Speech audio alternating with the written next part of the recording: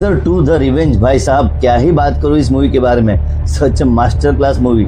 जब से देख के आया हूँ साला दिमाग से निकल ही नहीं रहा है। ये एक ऐसी मूवी निकल के आई है जिसने ना ही सिर्फ थिएटर में आग लगा रखी है बल्कि इंटरनेट पे भी ये बहुत चर्चा में है, क्योंकि पाकिस्तान की तरफ से इंडिया में जो टेररिज्म के हल्ले हो रहे हैं ना, उसको लेकर इस मूवी में बहुत घुमा फिरा के दिखाया गया है। कोई कह रहा है कि ये प्रोपागेंडा मूवी है, तो कोई कह रहा है कि इसने हमारे सामने टेररिज्म की सारी हिस्ट्री खोल दी है, तो कोई बोल रहा है कि ये सिर्फ एक फिक्शनल मूवी है। मैं ना ही इस मूवी के प्रोपागेंडा की बात करूंगा और ना ही हमारे इंडिया में चलते टेररिज्म की साजिश की हिस्ट्री को जिस तरह हमारे सामने तोड़ मरोड़ कर परोसा गया है ना, उसके बारे में बात करूंगा। मैं सिर्फ बात करूंगा एंटरटेनमेंट की, जिसने 4 घंटे तक हमको सीट से चिपकाने पे मजबूर कर दिया था। शुरू करते इस मूवी के मेन कैरेक्टर हमजा अली की, तो रणवीर सिंह ने भाई साहब अपना पूरा 1000% दिया है। पूरा काबिल तारीफ काम किया उसने।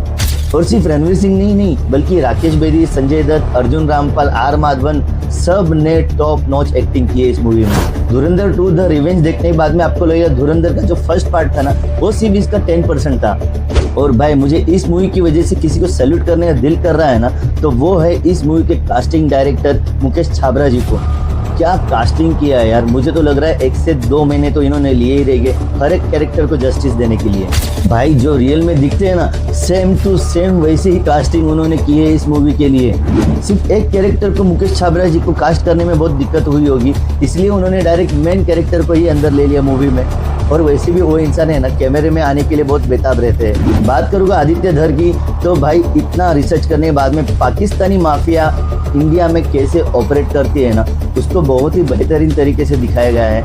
रियली हेड्स ऑफ है। मैं ये नहीं कहूँगा कि ये एक्यूरेट हिस्ट्री को रिप्रेजेंट करती है, बल्कि मैं ये कहूँगा कि आदित्य धर ने एंटरटेनमेंट की बेस पे इंडिया में टेररिज्म की हिस्ट्री को तोड़ मरोड़ के स्टोरी बनाई है, जो आपको कुछ चीज़ें एग्री करने में कन्विंस भी कर देती है, जैसे कि नोटबंदी।